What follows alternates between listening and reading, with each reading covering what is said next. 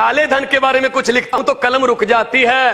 15 लाख की रकम लिखने से पहले स्याही सूख जाती है। हर वादा जुमला निकला, अब तो ये भी शक है क्या चाय बनानी आती है।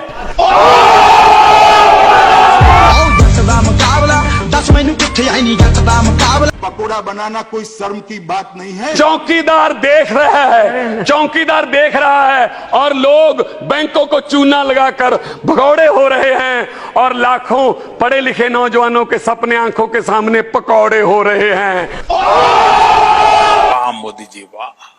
चाइना की तरफ से आने वाली असली गोलियों को रोकने का प्रबंध करो। सरकार कह रही है पहले नकली गोलियों वाली पबजी बंद करो।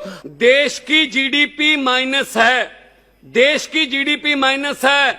सरकार हर मुद्दे पर साइलेंस है।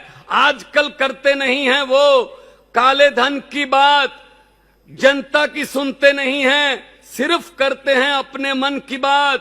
और जिसको सुन सुनकर अब तो दुखी आकाशवाणी रेडियो के माइक हो गए। लेकिन सरकार जी एक बात आपको माननी पड़ेगी कि इस बार आप सोशल मीडिया पर लाइक से ज्यादा डिसलाइक हो गए।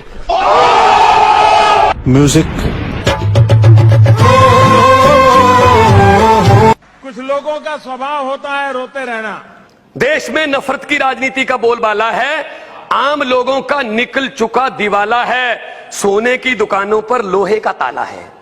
देश में नफरत की राजनीति का बोलबाला है, आम लोगों का निकल चुका दिवाला है, सोने की दुकानों पर लोहे का ताला है। अल्पसंख्यक हर रोज डर के माहौल में रहते हैं। सरकार जी बता दीजिए क्या इन्हीं को अच्छे दिन कहते हैं?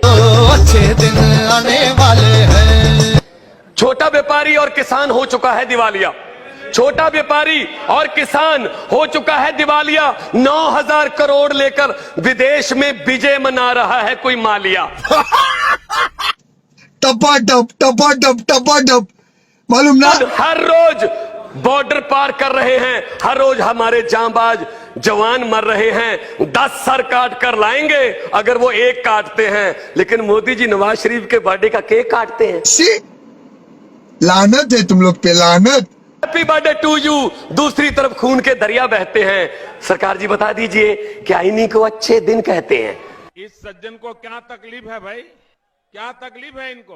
कि बात चली थी भारत को डिजिटल इंडिया बनाने से, बात चली थी भारत को डिजिटल इंडिया बनाने से, बात चली थी एक के बदले 10 सर काट कर लाने से, बात चली थी बुलेट ट्रेन चलाने से, बात चली थी 56 इंच का सीना दिखाने से, बात चली थी ना खाने से ना खिलाने से।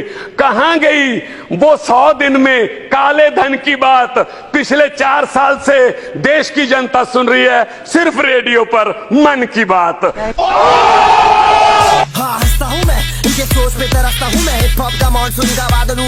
ये दलित विरोधी सरकार है, दलितों को दबाया जा रहा है, गरीबों को दबाया जा रहा है। वोट मांगे गए डिजिटल इंडिया के नाम पर, वोट मांगे गए बुलेट ट्रेन के नाम पर। लेकिन डिबेट किस बात पे हो रही है? आप ये खा नहीं सकते, आप ये गा नहीं सकते, आप ये पहन नहीं सकते। ये गाय भैंस बकरी कहां से आ गई? एक तरफ तो डिजिटल इंडिया की बातें कर रहे हैं, दूसरी तरफ से हमें मेन्यू भी बीजेपी के ऑफिस से मिलेगा। क्या खाना है, गुलाम अली का गाना सुनना है या नहीं सुनना है? ये नफरत की राजनीति आ गई है। नफरत की राजनीति कैसे आ गई है यहाँ पे? किसानों के लिए क्या किया? 1,14,000 करोड़ उद्योगपतियों का माफ कर दिया गया कि ये उद्योगपति हैं, ये पैसे नहीं दे सकते। किसानों के लिए क्या किया? मैं पंजाब से आता हूं, पंजाब में एक छत के नीचे 3-3, 4-4 विधवाएं रहती हैं। 2 बेटे मर गए जी, बाप मर गया, सुसाइड कर लिया। क्यों? फसल बर्बाद हो गई थी, कर्जा था। कितना कर्जा था? 80,000 रुपए। अरे किसानों के लिए तो कुछ सोचिए। बेशर्मो शर्म करो, शर्म।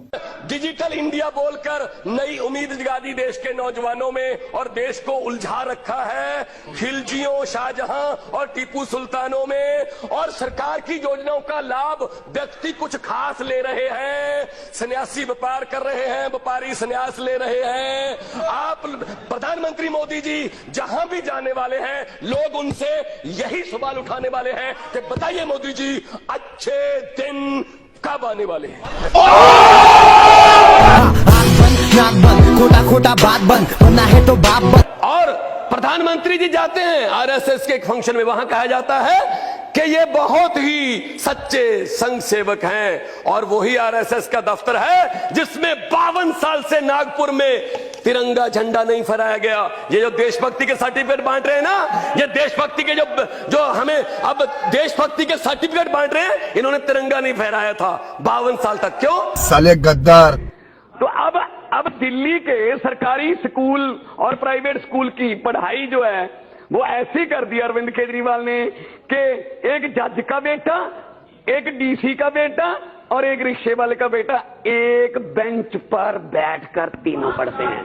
पता है ना आप सबको? 20,000 लीटर पानी फ्री कर दिया, 16 लाख घरों का जीरो बिल आया। तो किसने किया? ना जी, अरविंद अरविंद अरविंद। मतलब पूरा दिल्ली को देश समझ लिया उन्होंने। जो आता है दिल्ली दिल्ली दिल्ली। सर मान्यवर, मेरा आपसे आग्रह है, आपके जरिए सरकार को भी आग्रह है, हम तो फिर जीत जाएंगे। बिल में लिखा है कि जीतने हारने का? हम जीत जाएंगे फिर। बिल में लिखा है कि जीतने हारने का? बस जीत जाएंगे सर। तो लेकिन इनको तो चुप करवाइए, इनसे दिल्ली चली गई इसलिए बस। जली ना, तेरी भी जली ना। मान्यवर, मैं बहुत बड़ा स्टायरिस्ट हूं, मतलब मैं अपनी इज्जत बहुत करता हूं। मैं अपने आप को मान साहब कह के बुलाता हूं। Chatty begins at home. अगर मैं मान साहब नहीं कहूंगा तो फिर मुझे कौन कहेगा? कोई नहीं कहेगा फिर। तो सर मुझे ये बता दीजिए, मुझे ये बता दीजिए, अरविंद केजरीवाल को गालियां क्यों दे रहे हैं ये लोग?